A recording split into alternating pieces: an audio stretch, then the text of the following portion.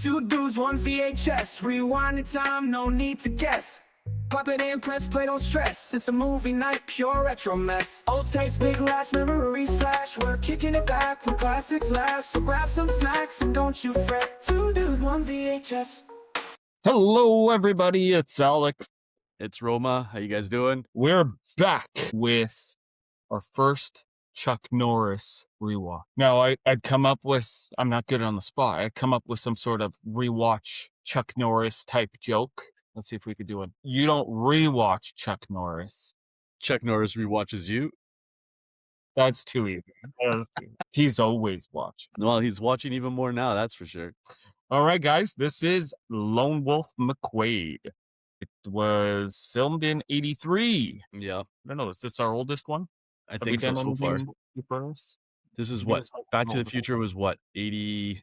Like 86? Yeah. So I don't even remember anymore. I think this was our oldest one. Directed by Steve Carver. Didn't really do much. I looked into him.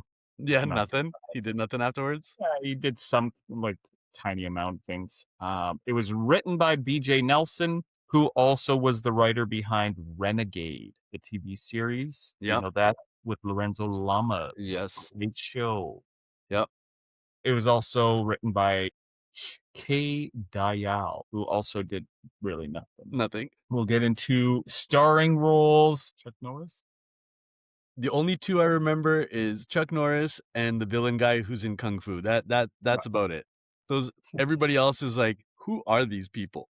Chuck Norris. Well, there really shouldn't be a need to make an introduction for Chuck Norris. Yeah. Everybody should know. Even kids should know who Chuck Norris is. Yeah. If not only even just by the jokes and the memes and stuff. Exactly. So as of yesterday, he has 60 acting credits listed on IMDb. Okay. Isn't a huge amount. Okay. And it's funny, I saw a video the other day, what's her name? Grace McKenna? Yep. Okay. So she is currently, I think, 17 or 18 right now. Right. She has 77 acting credits. But those 68 acting credits, does that include his cameos in other movies? Everything. Really? Wow. So he's just that big of a presence that doesn't need a lot of movies. No. Super memorable. I guess, yeah. 68. That's including all cameos. Wow. So he died, obviously, March 19th of this year. A bit of his martial arts history. He started with Sang Soo Do in the 50s in Korea. He got his 8th degree Taekwondo black belt. He does karate. He does jiu-jitsu, Brazilian jiu-jitsu, judo, so much. Very skilled martial artist. And the best are the interviews with him when people ask stuff like, so who would win between you and like Steven Seagal? Yeah. And he just laughs it off. Because he would kick his ass. He would kick everybody's ass. Let's be honest. He would kick all their asses. There's nobody that he wouldn't be able to beat. Let's be honest. If he was in the Marvel Cinematic Universe, he'd beat Thanos. Let's see. So brief history of stuff he's been in. He was in Top Cop, which is a buddy cop movie from the 90s where he has a canine. He was obviously Walker, Texas Ranger, which apparently the idea came from Lone Wolf McQuade. That's where they got the idea of the show. It took them a while. It makes sense now. Did you end up going down that rabbit hole, like I said, and see if it was actually like a interjection from the movie to the TV series? I just only found that it was just the idea. Lone Wolf was the idea, and what they came up with was Walker. Now, Walker, let's see, he played Walker from 93 to 2001, 196 episodes. Right. A long time. He also appeared as Walker in Martial Law.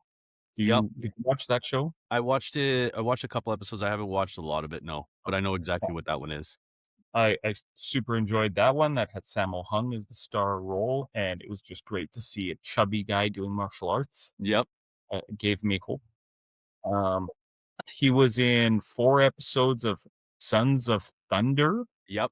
As Walker. Never heard of that show. I think Walker, Texas Ranger was the first show that actually like did crossovers. Yeah, he was everywhere. Because they also think he was in like Law and Order too, as well. Was he? I think so. As Walker the Texas Ranger. I'm almost positive. His biggest series is Missing in Action, right? 3 or 4 of those movies. Now, one thing that he has that Schwarzenegger didn't get, Stallone didn't get, Seagal didn't get, Van Damme didn't get, is an animated series. He had Chuck Norris's Karate Commandos. Right. Right. Good for So is that also included in his 68? Yeah. Really? Also. Yeah. Wow.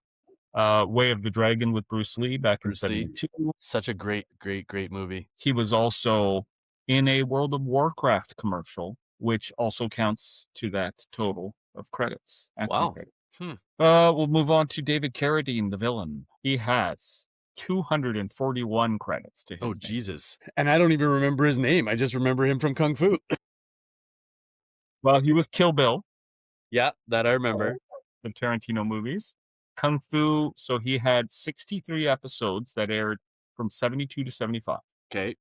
Then the show came back in 93 till 97 for another 88 episodes. Okay. Now, what's really funny is, like the backstory behind that whole show. It was Bruce Lee's idea of having this Kung Fu show, and he wanted to star in it. It was his idea, it was his baby. But the directors, the writers, everybody thought that the role was better suited for a Caucasian in America. Right. They didn't think Caucasian audience would enjoy it following an Asian lead. So they hired David Carradine. And David Carradine, I wrote it down somewhere here. Character's name is very Asian. Yeah, so Carradine, here it is. He played Kwai Chang, so the audience can't handle an Asian guy on the TV. But they can handle the name. They can handle Kwai Chang Kane, and that this guy's name is Kwai Chang. I don't get it. Didn't he go by Kane? I think for the most part he goes by Kane, his last name. Yeah, I think that was the thing, is that his whole name may have been Asian, but he went by Kane the entire series. I'd have to go back, and maybe someday I'll do a rewatch of that show or a binge. Yeah. Okay, the next name I wrote down was the Latina girlfriend, because I did recognize her from something. I did not. She's Barbara Carrera. She's Okay. from Nicaragua. She was in one of the James Bond movies, Never Say Never Again, in 1983. Yeah, I probably never watched that one. I never probably watched that one. She was also in Condor Man. She was the love interest in that in 1981. Okay. Condor Man was a very, very, very bad superhero movie. Okay. The guy had like these wings that would open up, and like they were static wings, and he would just like glide like a glider. But I enjoyed it back then. I do remember it was neat. He had the Condor Mobile. It was a cool car with like an eagle on it. Robert Beltran is excuse me, the Mexican deputy that The partner. Yeah. So he was in a zombie movie from 1984 called Night of the Comet, which is a cult classic. It's a really bad B movie. They did what they did back then. He was also on Star Trek Voyager. He did 168 episodes from 95 to 2001. He played Chakotay, which was Captain Janeway's number one. Like I said, I don't remember any of these people other than the first two. Okay. But now, I got two more. L.Q. Jones was, what was his name in this movie now? Dakota, the guy with the white handlebar mustache. Okay. The retired ranger. Yep. He, on his IMDb, is 167. It's a lot of one episode. Right. One. Like, he guest starred in a lot of stuff. But what I remember him the most from was Mask of Zorro with Antonio Banderas. Yeah. He was the mentor of Antonio's character and his brother, Three Finger Jack or something. He was okay. He ended up dying early in the movie, but maybe that's his thing. Maybe he always dies in movies. In movies, yeah. That's probably what he's good at. Last name is Daniel Frischman. Okay. He's got 16 acting credits. Okay. I'm not going to tell you who he is, but I will tell you some of his things. He was in Night of the Creeps, which is an amazing horror movie from '86. Okay. He played an alien zombie. He was also an Ewok in Return of the Jedi. He played an Ewok. Yes. Okay. So it's So the do you little know guy. What's his name? it's the wheelchair guy, yeah. The wheelchair guy. Good guess. Yeah. As soon as you said Ewoks, I'm like, I knew it was a little guy. The little guy in the wheelchair. Okay. So as soon as you start the movie, we get the Roaring Lion, the MGM line, which is great because I don't know of any MGM movies anymore. I don't even know if they have anything in production. Even like after the MGM was the Orion Productions, which was Right. you know, Orion was huge in was the 80s. huge in the 80s and early 90s. Huge. And you don't see any of them. Now I it's know. mostly the MGM and Orion stuff. Like I did a search on that one while I was watching it. It's basically owned and now distributed by Amazon Prime, right? Like they Okay. have the rights for it now. So they're still a thing, but you don't see anything made by them anymore. Yeah. The Lion thing though is classic. They were all, even though Orion won the way it comes up, were staples. Like you knew it was going to be a good movie by who it was being brought to you by. Right, exactly. Great. We get the opening credits, which you can like. I sent you the text as soon as I was watching it. I'm like, what the hell is with this PowerPoint presentation that they have for the opening credits? It's like, when you're growing up and you're doing your own presentations, you had added pizzazz, you put like your title in, it comes in, and then it disappears. Like that's what the opening credits was. I was like, this is great and stupid at the same time. And you know what? I think they could have benefited from just a subtle fade in, fade out. Yeah. Switching through all the names. I think because the song that's playing is super mellow. We're seeing the wolf running and stuff. Yeah. And all of a sudden, it's like a comedy movie. All of a sudden, it's like, what the hell? It was a bit much. Yeah, it was a bit much. Now, maybe in '83, they were like, look at the new thing we can do. Audiences are going to be blown away. They're like, oh my God, look at the special effects in the credits. That's probably what it was. It was just a new toy, and they wanted to show off their capability. But it would have been better, like you just said, fading in, because it was such a slow song that was playing in the background that the zipping in did not go with the opening credits. Yeah. And so one thing I also don't understand about these opening credits is so the wolf, the movie's called Lone Wolf. Yeah. Get it. Okay, great. But it was all red. It almost looked like if we had 3D glasses, that it would be in 3D.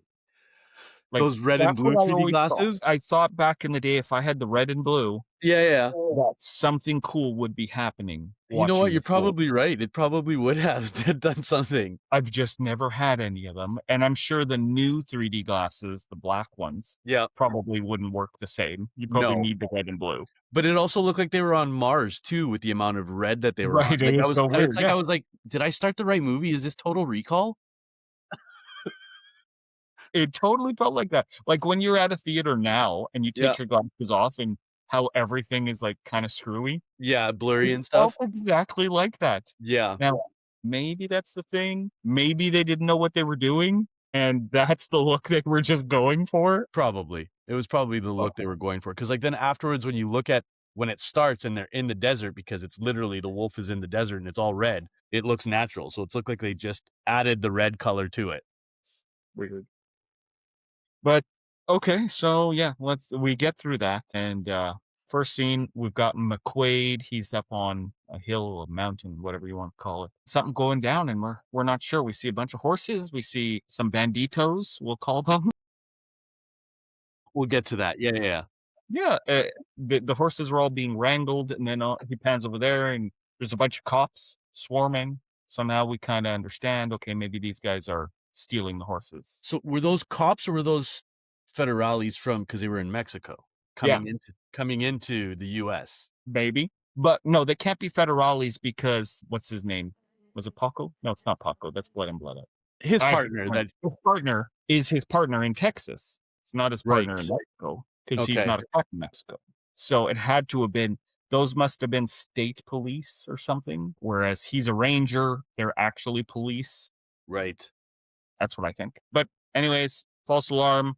McQuade's not a peeping Tom with some binoculars. He's actually working with those cops. Okay, so I have a question for you before we get any further. So he's got the binoculars, he's looking at them, and then he's placing these rocks all over the place. Now, I looked at those rocks, Yes. and I looked at how these people are getting into with the horses and stuff like that.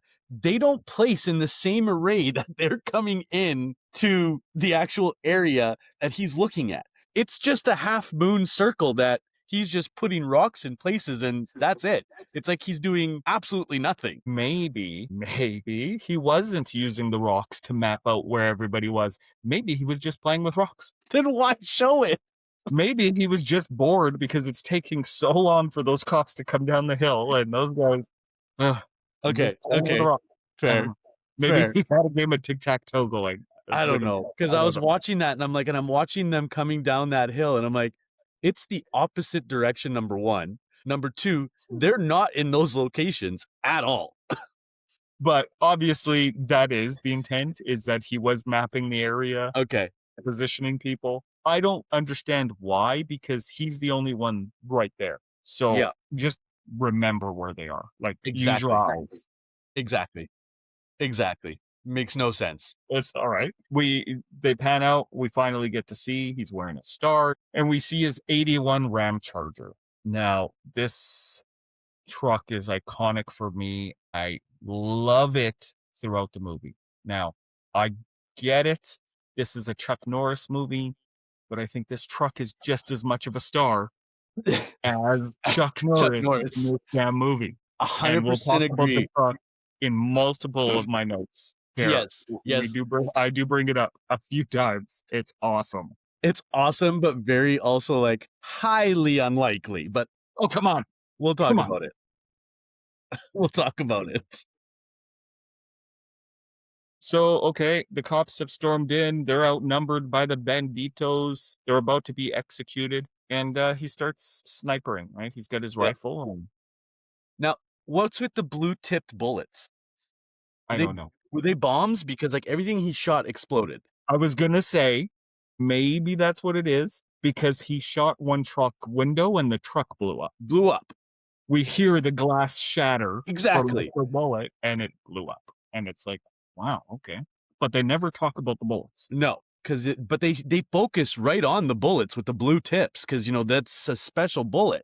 So it's like, what the hell is with the blue tips? And then you see the two cars explode after one hits a windshield and the other one hits the tire. Yeah. So strange. It should have been a focus point mentioning something about the bullets. Like maybe in the next scene, he's at the station and he says, these were awesome. You know, again, but nothing.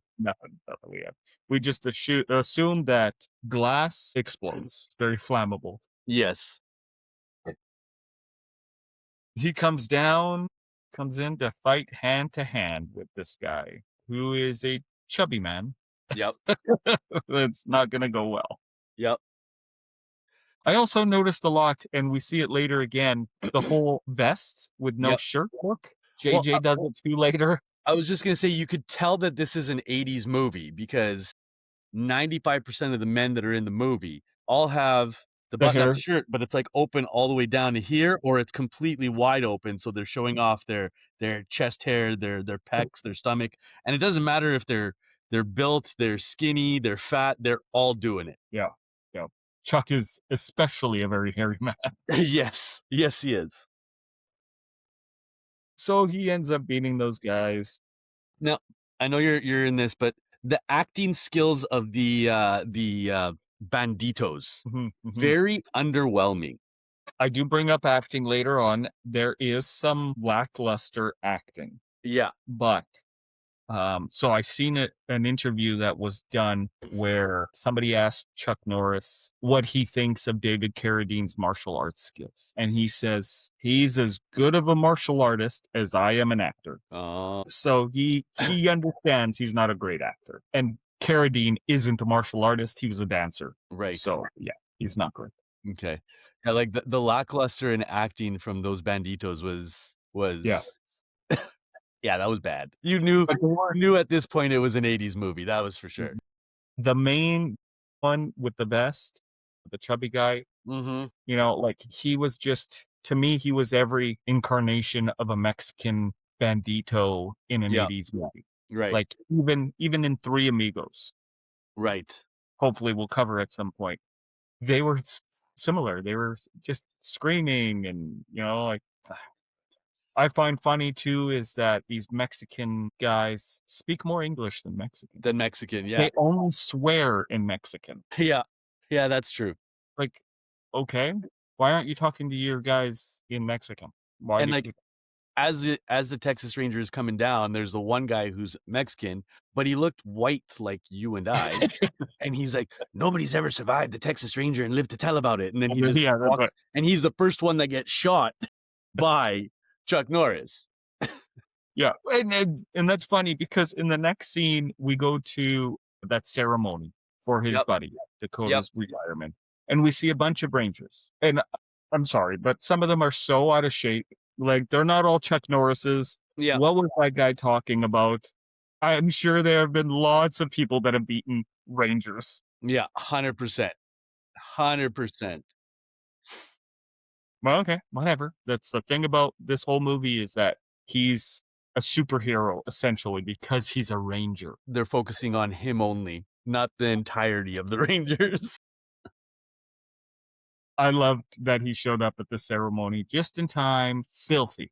He came right from the desert. Everybody else has got on nice, clean clothes, looking good, and then he falls asleep in the seat. Yeah.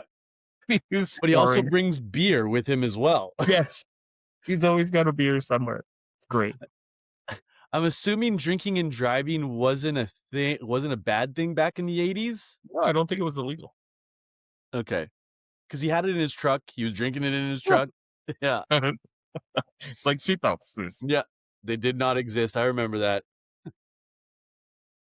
We get our, a token 80s angry captain yelling at McQuade. But you know what? From what I felt, it was just unjust. It was just a stereotype of an angry captain always mad at his officers. Because Right. McQuade answered with sir. He was polite. He was Yeah. never rude. It wasn't like Lethal Weapon where like Mel Gibson's character always had attitude. And stuff. Right. Right. Why are you yelling at JJ? You didn't do anything.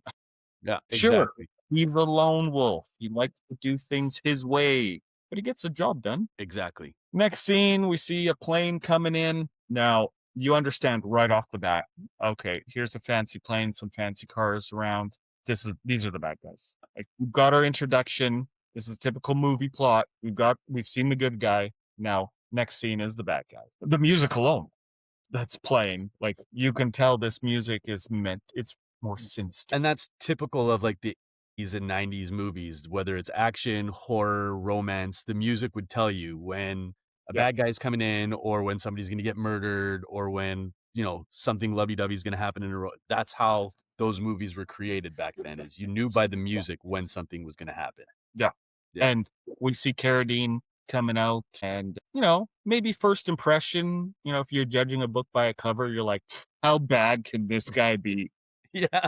But then, of course, they throw in a quick double cross from the other end of things, and Carradine has them killed.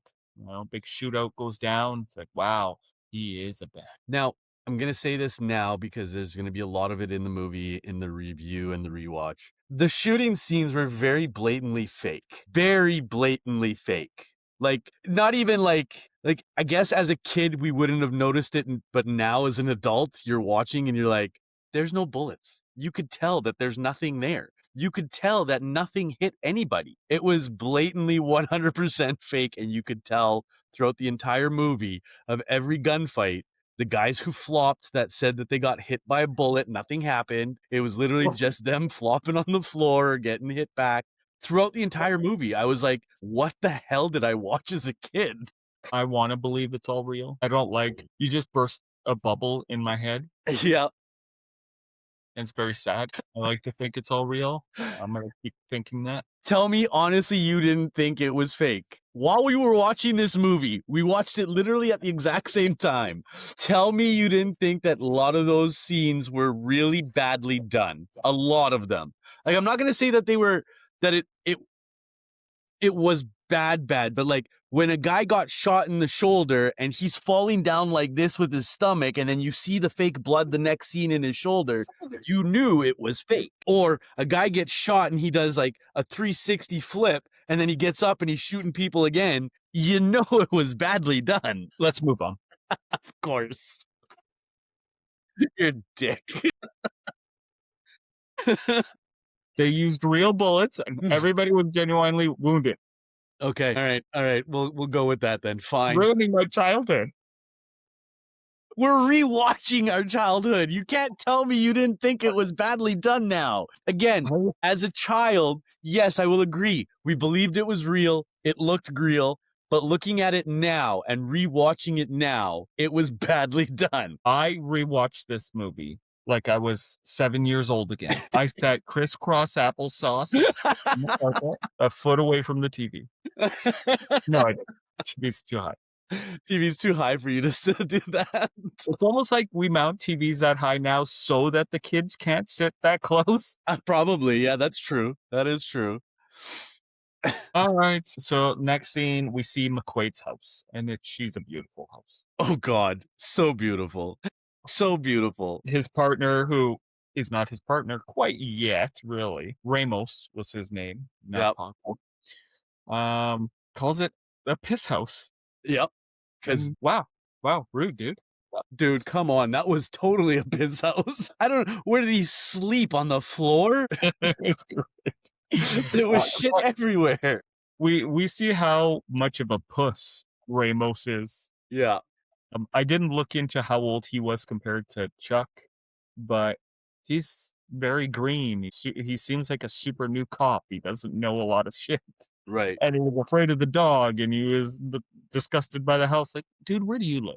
Keep in mind with that dog, though, I would be scared shitless of that dog. That wasn't a dog. That was a wolf. That was a smaller style wolf. And if it came to me growling with those teeth out the way that it did, I would be shitting my pants and running the other direction. %. I love that he ran off. Now, okay, here's something for you. Talking about bullets. Yep.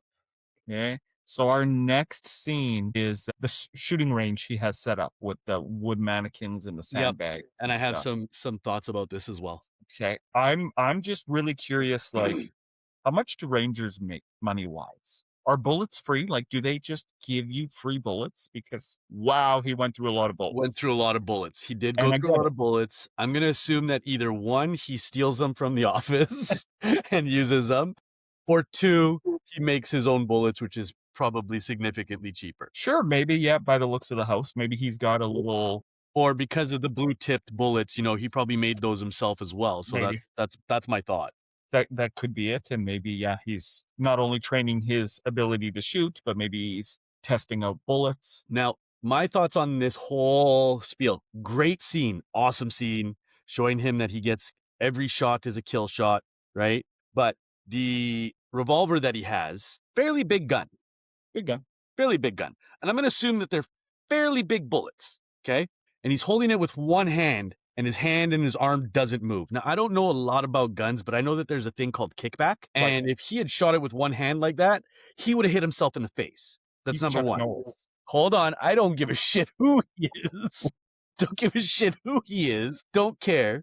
That's number one. So I'll give him that. It's Chuck Norris. He's a little bit stronger in the arms. But a rifle with a sawed-off tip, and he's doing it with one hand, that would have went back in his face. 100%. Not only is he Chuck Norris, but he's a Texas Ranger, mother effer. Okay. Now you're again, it's a movie magic. I understand, but like reality is that the directors and the people who did this movie back then did not take that into consideration.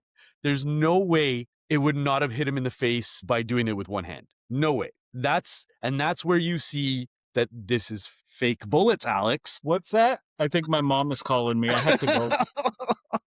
So that's my thoughts on that scene. Great scene. Great scene. Every 80s movie needs some kind of montage. Like montage, 100%. After this part, and one of my favorite parts in this movie, obviously the shooting range thing was pretty cool. But now, so he's leaving now, and Ramos, who had took off, is still around and starts following him, and he's tailgating him. Now, you're tailgating in the desert. There's a lot of sand kicking up. I don't know how he sees anything. Or maybe he's just close enough that the sand's not in his windshield. I Right. don't know. But like, damn. But the best part, I talked about this in the pre-watch, is when he flips that switch on his Ram Charger Yep. and turns on the supercharger, and we get that whistle as it's spooling up. Well, they give And you the little close up of the engine too when he does it, yeah, right? So it's like it shows like the timing belt or whatever the hell it is, and it's going through.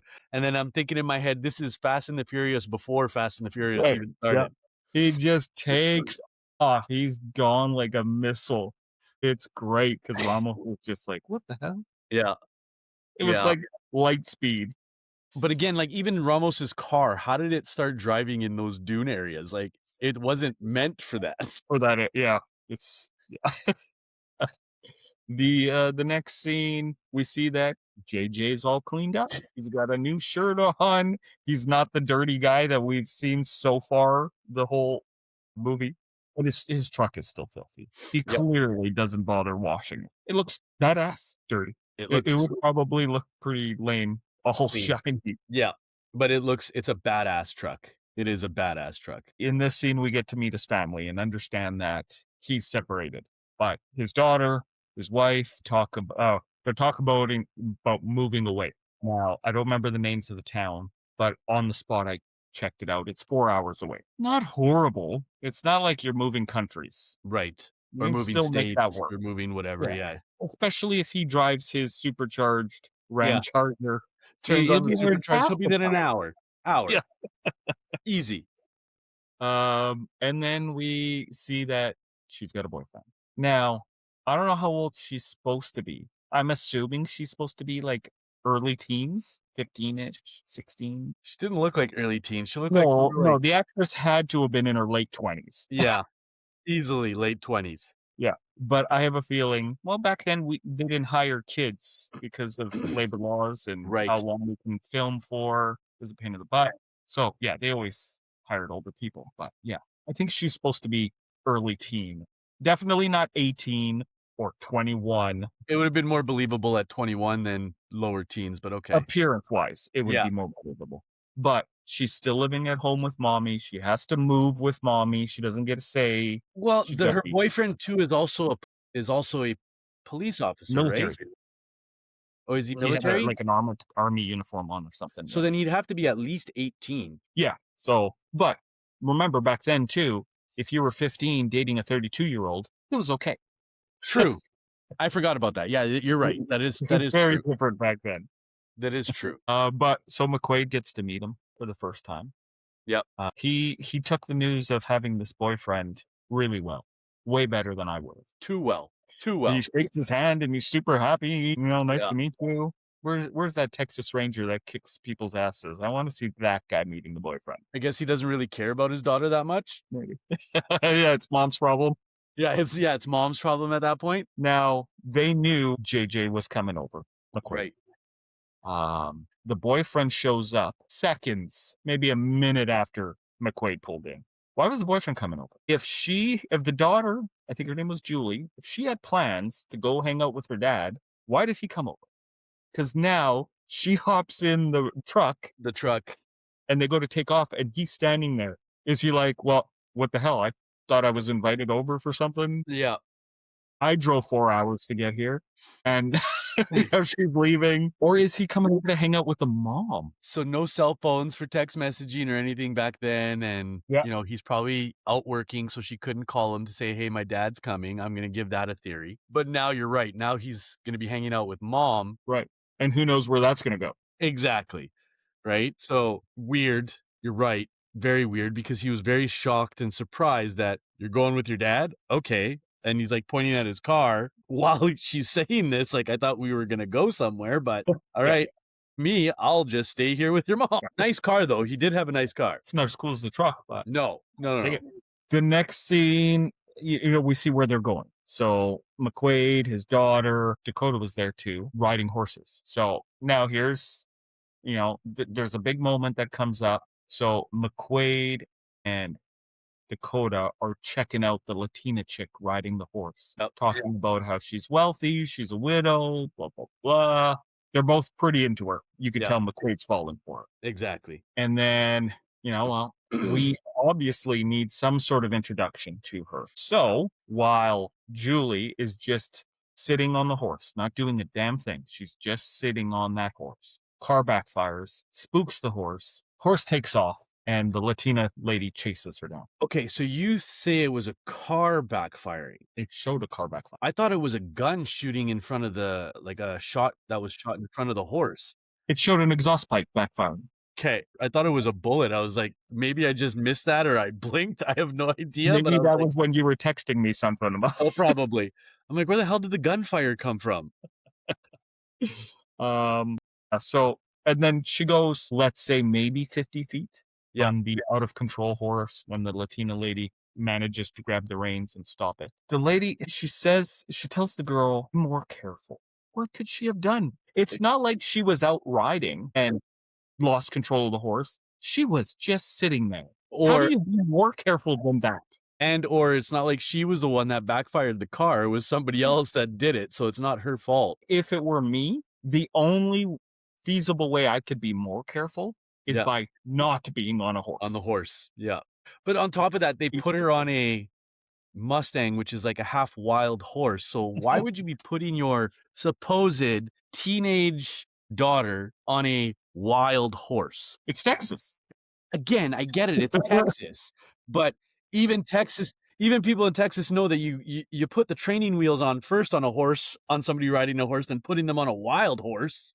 That was the training wheel, because the next stage is rodeo. I guess it's true too. But yeah, so okay, here's our perfect, what does the kids call it? A meet cute moment where now McQuade meets the Latina woman and they introduce each other. But we also get our first real meeting of McQuade with Wilkes.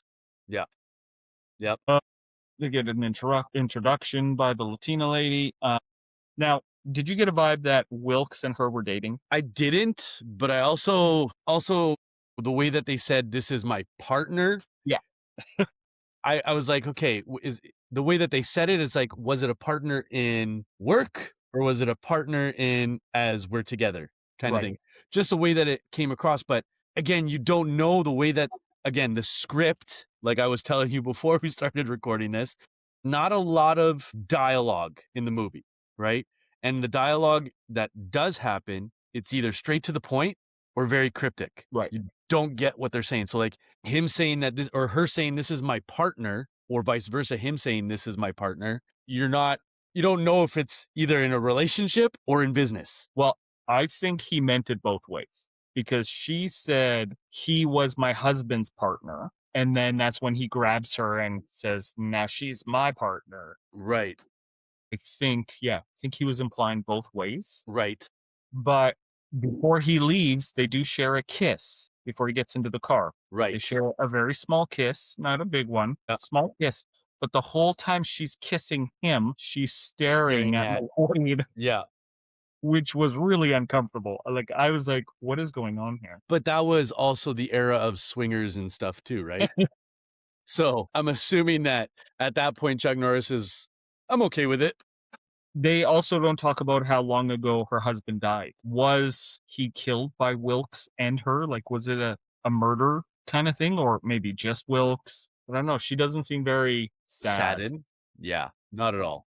Because she went No. from being from what the other ranger said. Yeah. He was like, she went from having nothing to having, a Mhm. gold spoon in her mouth because her husband passed away and she got everything, right? So Yeah. So, yeah, I don't know. She could be involved, which is interesting. And I bring it up again. He goes over to the concession stand and asks for a beer. Did Yep. you hear what kind of beer he asked for? I did not. I wasn't really paying attention to that.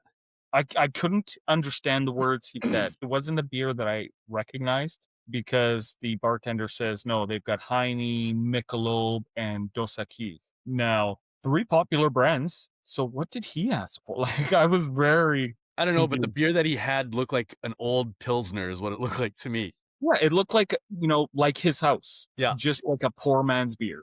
Yeah. And he turned down the other ones. Like, okay. Like, Heine became super popular. And then she comes over and she says from the top shelf, and then he pulls out a can and gives it and he drinks it. So was that his beer that came off the top shelf? I'm assuming so, or it was one that came out of his truck. Like, I don't know. I was very confused. He probably went back to his truck and grabbed one afterwards. Yeah. We see they're having a party there. It's, very fun festivities, and this cowboy comes up to Ramos. Yep. And he calls him a greaser. That's my woman, greaser. Does greaser mean something differently than I remember? Because Greaser greasers was were from, like leather jacket, slick back hair, like well, from a okay, so now movie. you're thinking of John Travolta. What the hell is that? Yeah, Grease. Grease. Wow. Little What brain what was the fart name of that right there. movie What with was the that movie with the greasers? greasers? Yeah. Grease. That was what, 60s, 70s? 70s, yeah. 70s? So Yeah. greasers kind of fell off after that in the 80s. I'm thinking now it means something different than what we're used to from the 70s. So in this particular moment, we're supposed to understand that it's a racial slur, right? I'm assuming so Or because, Mexican. again, Mexican community, Spanish, Italian, we were all considered greasers Okay, at that point. I didn't know that. Grease balls, grease monkeys, whatever you want to call them, all the racial slurs. I'm also unsure, is Ramos Mexican or is he what are they called? Tejano? Texas born Oh, Mexican. I know what you're talking Like about. Salinas. Yeah. I don't know. I don't know. They don't really specify, but either way, it's the color of his skin that he's referring to. Right. Most like, we've come a long way. We don't see many movies that deliberately do anything like that No, not anymore. so much anymore. No. But we grew up in that era. I'm sorry, but I do know of many more racial slurs than greaser. That one it's like, why that one? Why not this one, this one, this one, or this one? So you're going through the whole list as you're watching the movie. Well, because you just know, like, they're all wrong to say. Right. I don't condone any of it. But, like, they're all specifically Mexican, Right. Latino ones. Greaser just didn't feel right, but I guess it was a thing. Sure. Yeah. Okay.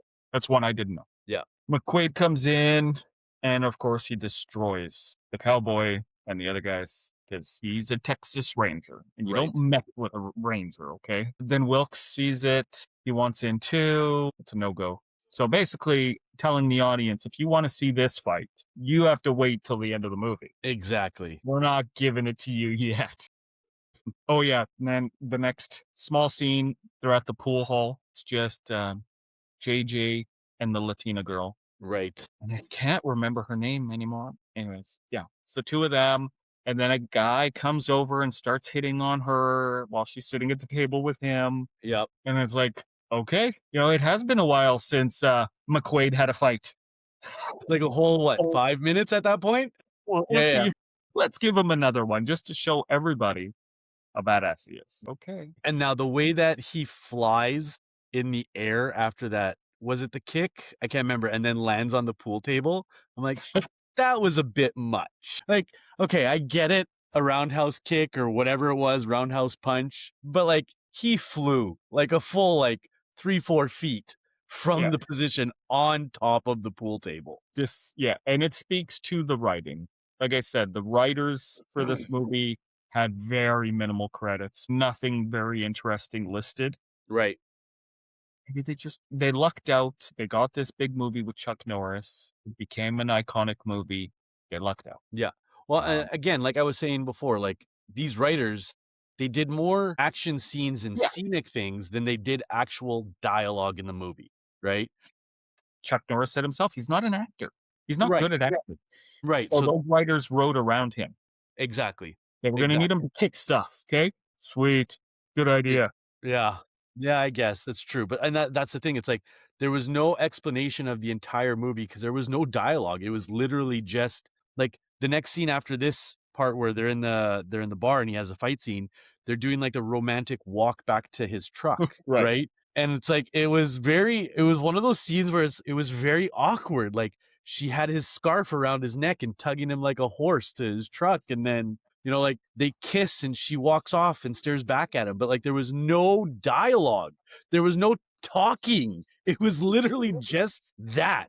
And I'm Yeah. like, this is the most awkward 5-10 minutes of this movie right here. Before we see the makeout session there, they decide to cut for whatever reason to Makeout Point, wherever his daughter was with her boyfriend. Yeah. So we see it's Bobby and Julie. They're in the middle of a potential date rape situation here. They're at the top of a mountain facing Yeah. the stars. He runs away saying, no, no, no, locks them out. Yeah. Yeah. He promises not to do anything, lets him in, and then he immediately lunges. Yeah. Boy. So they end up witnessing some shooting stuff happening. And then poor Bobby, Mr. Military, gets shot. And these bad guys, instead of shooting the other witness, they decide, let's just push her car over the edge Yeah. and hope she dies. Yeah. Yeah. Um, But do you think that they knew that it was McQuade's daughter? well, no, I'm sure they had no idea. Okay. I'm sure, yeah. They just found a couple kids making out. Right. Because it was goons. It wasn't even like Wilkes or anything. Right. Right. Yeah, I guess that's true. But like, why? We already seen, again, maybe McQuade makes his own bullets, but there's no shortage of bullets in this world. No. You guys decide after shooting the first guy to not shoot the other one. To conserve bullets because they're so expensive. Just push her over, which is even not a very big cliff. But also on top of that, they are weapon smugglers, so you know that they have ammunition. Right? But also, poor car. Like, that car was like completely destroyed. And I was like, It was. oh, that car. And it's it's just so weird that they decided to, like, what are they trying to make it look like an accident? Because you shot the other guy. That Exactly. he didn't fall on bullets. Although in this movie, it's potential that he could have fallen on the bullets because there's so many of them. There's so many, they're everywhere. The fake bullets. So after we see the car, come crashing down, where if you're actually looking in the car, you could see they didn't even put a fake body in there. They didn't put a dummy or anything inside of it. Like, nothing. It was Like, literally she's empty. not- Yeah, she's not buckled in, so she would be bouncing around. Put a goddamn mannequin in or something at least. Something that looks like her. Yeah. So there was literally nothing in there. They did it looked like it was a close-up scene of the car as it's rolling over, and you could see that there's literally nothing in the car. Unless she got jettisoned out of the car on the first roll, and we didn't see that. Which again we didn't see because it wasn't there. It wasn't there. Yeah. Yeah. And weird. They cut back to, JJ still with his soon-to-be girlfriend, and they are making out at the truck. Now, they seem very much in love, and they've known each other since maybe 4. Yep. If that, and they've only really been together from 4 p.m. till then, maybe half an A few hour, 45 hours. minutes. It's like, okay, going a little quick, but Yeah. let's make it work. We need it to work for the movie. We'll speed write this relationship through. Again, no dialogue, but yeah, we'll speed write this whole relationship. As he's leaving, he gets a radio call about a situation that just went down. And he says, well, I'm off shift. I'm heading home. And the radio lady says, it has to do with your daughter. So, Yeah. Okay, game face on. Flips those switches. Here comes that whistle again. And he's gone. Awesome. Again, love it. He meets the FBI guy there now, Jackson. Our typical FBI guys. They're coming in, they're taking over, just like in Die Hard when we rewatched that. So you, Rangers, cops, whatever, you guys are nothing. This is our case now. Yeah. Be on your way. Before we get to that, yeah. get to the FBI guy, because now this is at the patrol where he's there on site. When he goes to the hospital and sees his daughter, okay, that car rolled 4 times? Maybe. 5 Wasn't times? a big bill. And all she got was that scratch on her head? That's Right, because she wasn't buckled in. Honestly, the car probably didn't even have seatbelts. But again, maybe we didn't notice. Maybe the inside of his car, we should go back and look. Maybe it has like plush and like fur on the roof. like Maybe drug. maybe it had fuzzy dice and everywhere, and so when she was bouncing around, it was like super cushioning. But the way that the hospital made it sound like is that she was in critical condition and dying, and she literally just had a scratch over her eye. I like how the nurse, so he comes in all a panic, says her name. She points and says what room she's in, and then regrets it. She's like, Right? Sir, Sir, you can't go in there. It's like, what? Why'd you tell him where to go? Stupid. You would have started the conversation with, I'm sorry, but she's resting right now. Exactly. Or who are you? Or Exactly. something. She just, yeah. And then we find out the mom's in there anyways. Yeah. So why Where wouldn't did they they let her get in? Stupid. Stupid, So stupid, weird. stupid. Anyways, let's continue now because now I'm just getting mad. She's not really hurt. Next scene, he's at his desk. He's making calls. He's trying to solve this case now with what he knows. Because he stole a little bit of evidence or whatever. And he's doodling, okay, on a picture. Now, tell me, does this count as an 80s boob shot? Because he drew boobies on one of the ladies in the picture. Yeah. I Does that saw count? that, and I'm gonna say yes. We'll Okay, we'll count take that it. as the one because I think Okay. that's the only boob shot in this entire movie. I am very surprised that they didn't have that Latina lady do a boob shot. Yeah, She was a very attractive lady. Very surprised. maybe it wasn't in the budget. Who knows? But yeah, you're right. I was like, I was watching that. I'm like, why is he drawing boobs on that? on that? What else would- Why did they zoom into that? What was the point of even zooming into that piece right there? So we got our 80s boobs. Maybe it was the rating of the movie. I didn't look into what the rating was. I did not either. Maybe it was rated younger. The next scene, we get Ramos and JJ sitting in the truck, and they're both just drenched in sweat. Did you notice that? Yes. Ramos more than Chuck, just dripping. And my first thought was, does he not have AC maybe? Well, but then we realized the truck was off. I was gonna say the truck is off, and Yeah. also that truck was what from 80? Well, before 83, obviously, because when was AC really invented for vehicles? No, my first vehicle was a 78 and it had AC. Oh, did it? Okay, never mind then. I'll shut up. I thought it would have been longer than that. Plus, we're in Texas. You know, like, think of cars now. We have block heaters here in Canada. They Right. don't.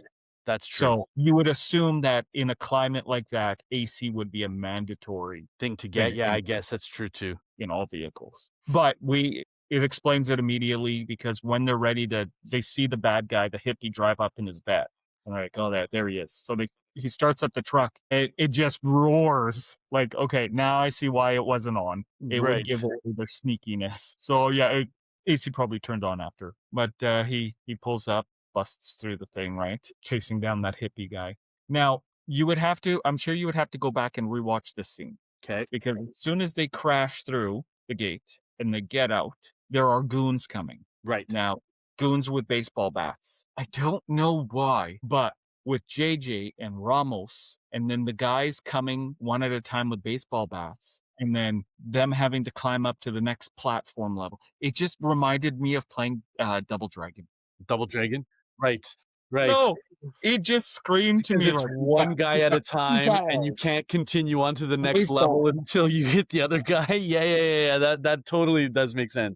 It just felt so much like I want to play Double Dragon now. It's so cool. Yeah, you're right. That's kind of cool. I'm sure that they had no intention of that, but that's just where my mind went. They go in, we see it's a textile factory, bunch of ladies working there. The hippie with the super thick glasses. Like, Oh my god. do you think he actually needed those, or was this for the character? I want to say it was for the character. There's no way Wow. that those like you could see into the future with those glasses.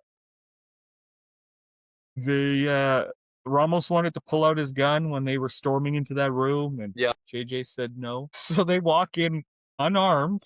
You remember me? And right off the bat, the hippies' two goons pull out their guns and start like, whose plan was this? Like, come on, JJ.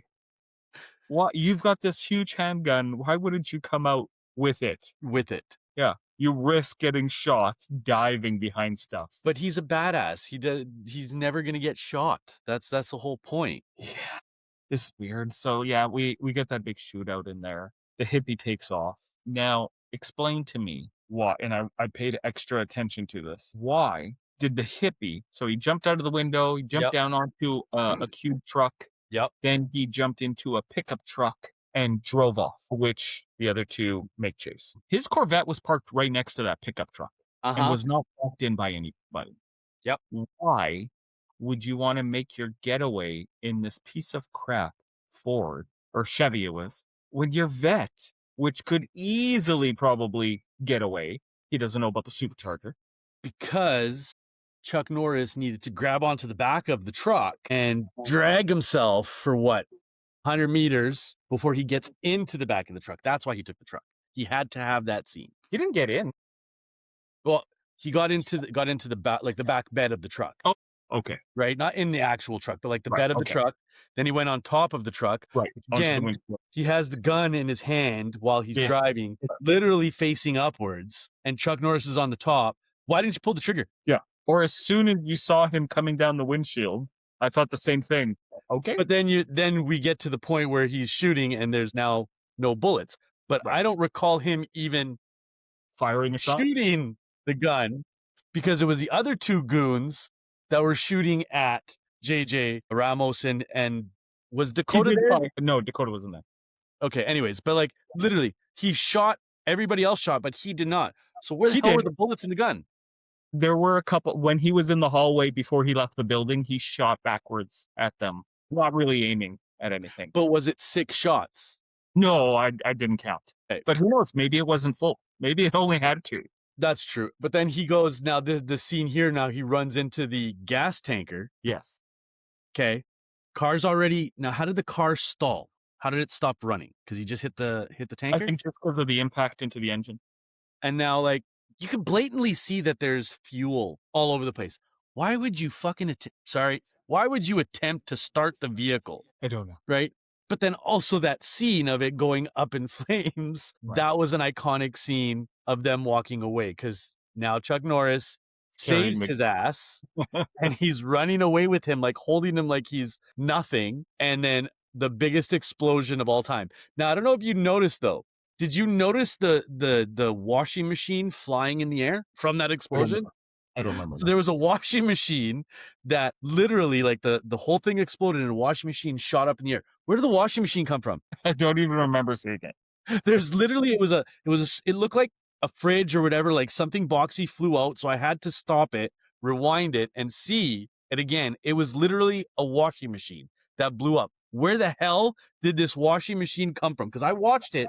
I rewound it 3 times to see if there was something even around that area that resembled a washing machine, and there was nothing. Yeah, don't remember. But my take, so you mentioned Chuck needed to be able to climb on, get in. My thought also is they couldn't drive the vet into the gas tank or propane tank or whatever it was. Whatever it was.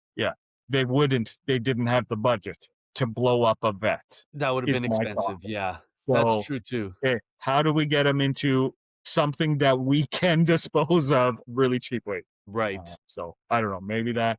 And then him not shooting JJ while in the truck Yep. probably has to do with those glasses. He thought JJ was 50 feet away. But and the reason why I say it was a prop is because if you notice while he's wearing them, they're like down to the bottom of his Yeah, they're nose, always so that So- he could act. so He's that he probably can like, oh my god. actually see out of the glasses. So I was like, this is just for show. There's no way that this is actually his glasses. No way they're actually his glasses. You can tell he looking through him hurts his eyes. Yeah. So they bring him back to, it was Dakota's place, if I'm not Yep. mistaken, where they cuff him to the big wagon wheel and torment him with a machine gun. With the fake So bullets. here we Yeah. are again with, wow, bullets are super cheap. Well, though he had taken that machine gun from one of the other guys. I guess it's not his bullets. He doesn't have to pay for. Doesn't have to pay for them. So those are leftover bullets from somebody he stole it from, right? So, but again, the amount of bullets that he used does not equate to the gun itself. Because he just shot it willy-nilly all over the place. And I'm pretty sure the magazine was already empty at that point. And he's still going. Yep. Right? And then how accurate does Dakota have to be to not hit blind guy Right. at least once in the leg or in an arm or shoulder? Like, he's really going, spraying, like there's no aiming. He's just going like this, Yeah. right? How did he not hit him at least once? Very Right? fun. Though. It was fun. It was a good scene. It was a really good scene. It would have made it better if the guy pissed himself at the same time. Yeah. All right, guys. This episode, obviously, we've got a lot to talk about. We're only part way through our discussion, and we're already borderline an hour, right? So Yeah. what we're going to do is we're going to split this in half. We'll bring you the second half next week instead of a pre-watch. Right. So just watch out for that. We're gonna see if this is gonna be, we're trying to make sure you guys aren't gonna listen to us for like 2, 3, 4 hours straight. We're just gonna try and like make it listenable. So hopefully you guys enjoy that. We'll end this episode with our usual, like, subscribe. Roma, where can they find us again? Instagram, YouTube, and then also we have Spotify as well. Okay. Any of those So three, 3 tallies. yeah, just give us some love, guys. That's all we're asking for. Yeah, that's all we can do is ask and beg for sponsorships. We're not going to do that. We're not going to do it. We are way above that. We don't beg. Roma, can you put some text in the bottom that say, we Please need subscribe. sponsors? I'll try that in the edits. We'll cut this part out so that they don't know. Right. I'll cut it out. I'll cut it out. All right, guys. Thanks a lot. Have a good one. Okay.